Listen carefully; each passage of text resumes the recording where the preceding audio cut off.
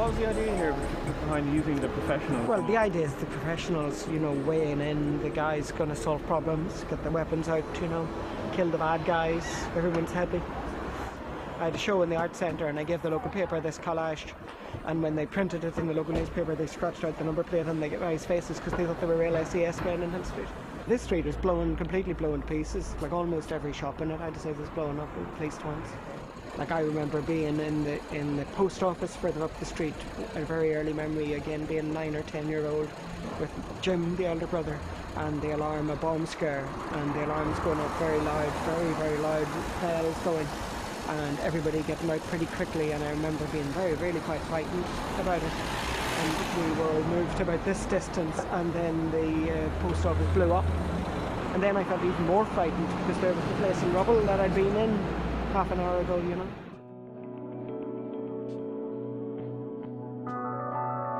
Things that are close to the bone at one particular time, you know, become quite acceptable at another point in time, and I think that will certainly be, you know, as people look back and as the history is being written, I think Seán's work will be very central to that and will be very significant, and I think will be referred to.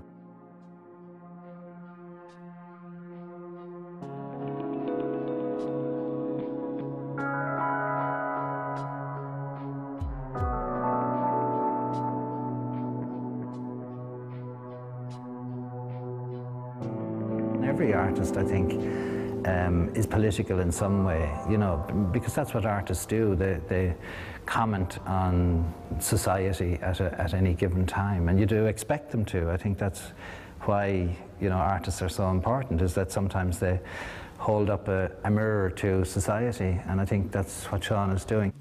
As I remember it, Daisy was, the boy was a pupil, and Daisy, I think, had stopped the car. I wasn't really aware of what was going on to begin with, and then obviously we saw the situation unfolding. And it was definitely, it would not have been healthy or wise to actually get actively involved, because you would have made yourself a target. We were just going from one end of town to the other, as it was then, and Seán spotted, the police stopped, and he says, I want a photograph of that. At that time, we could have been stopped and taken out of the car. So I was driving. I thought you actually stopped the car. I thought you stopped. Yeah, well, I stopped the car, I think, to stand. Normally you stand out and they wouldn't do anything on a young person then, you know. But he says, I want photographs of this, so he took the photographs and we had to drive on past it. The situation was then that you could have been arrested yourself, yeah. But the one thing that's come out of his work is that the pen's actually mightier than the sword.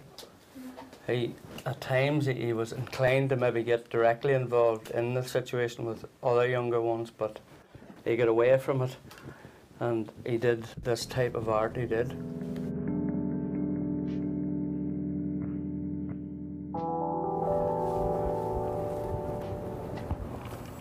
Hello. Hello. How are you? I'm very good.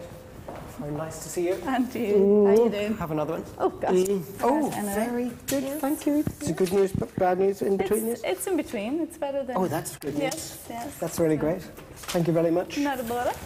As a person, I can't fault him, and as an artist, he's very professional, he's obliging, he's enthusiastic, and that spreads. You get an insight into his work through him, and I think he's the best ambassador for his work, that he is the quirkiness, he is the energy, he is everything that he proclaims to be through the work, or you could imagine through it as well. So I'm going to hope that an Estona thing is maybe going to descend on me from the heights. God is going to go, you, Seán Hillen. I'd like to think I was a candidate because I've worked really hard, and you know, I'm not exactly rich. And the funny thing is now, you know, I was joking a year or two to go to people that I was in danger of thriving these days. And now that I've bought the studio and have the museum sale and all that, I think people think I am doing very well, you know. And in fact, you want them to think that, because nothing succeeds in Ireland like success to a certain extent, and that would, you know, if people thought you were selling well and selling to the museum and all that, they'll be less nervous about buying. He gets reviews, yes, because his work is exceptional, but also because he's out there and he's happy to talk about his work, and a self-promoter, which is great. I'm back in a mad flog of collage mood. Are you doing? No, To sell it? Oh, yeah, which is not entirely good. It's not entirely bad, but I haven't actually sold any since the Stone Gallery sales. How many did they sell for Just you? 3. Well, that was... Catherine says to me that the one good thing about me not selling work now is that I have it to sell in future when it's worth more, you know. But like and my story is I want jam today. I say jam today is better than jam tomorrow. So she did me a gorgeous little print when she went to printmaking classes of jam today and jam tomorrow, and the jam tomorrow thing was empty. So that was her message. So I know that's true, but jam today would be good as well. You know, I think you should be able to have jam today and jam tomorrow.